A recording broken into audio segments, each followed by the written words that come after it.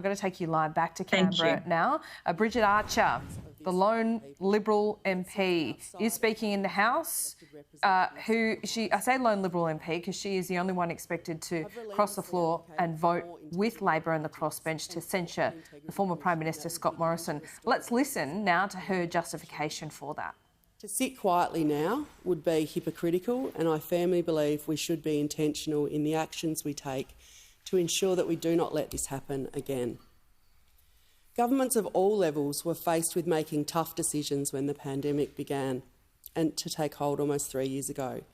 There were many things that our government got right and a number of correct decisions made at the height of the pandemic which protected the health and economic well-being of our country.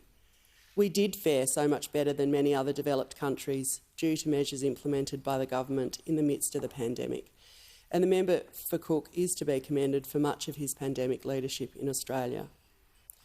But a move to ensure direct power was quietly held over a number of portfolios, unbeknownst to our own party, our own ministers and to the Australian public, was entirely unnecessary. It is an affront to our democratic Westminster system, which has functioned for well over 120 years. This House has the right to be informed of the appointments. The people of Australia had the right to be informed. In our democracy, what can be more fundamental than this? I do not accept any of the explanations put forward by the former Prime Minister for his actions, and I'm deeply disappointed by the lack of genuine apology, or more importantly, understanding of the impact of these decisions. I've said time and time again that we talk very much in this House about the great privilege and honour of being here, but we talk less often about the responsibility that comes with that.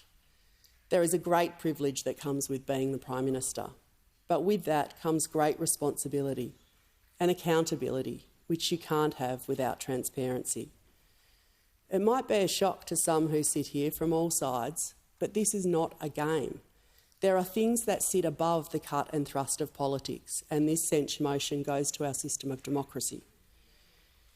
It would be remiss of me not to mention that for me this issue also sits at the heart of the ability of our party to move forward.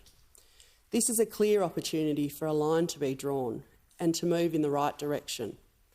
We must heed the message sent to us at the May election, learn those lessons, reset and move forward constructively. In closing, I'd just say this. I am a Liberal. I believe in Liberal values, and our statement of values says this. We believe in the rule of law. Under it, there is freedom for the nation and for all men and women. Democracy depends upon self-discipline, obedience to the law and the honest administration of the law. And it is for this reason I'm obligated to support this motion.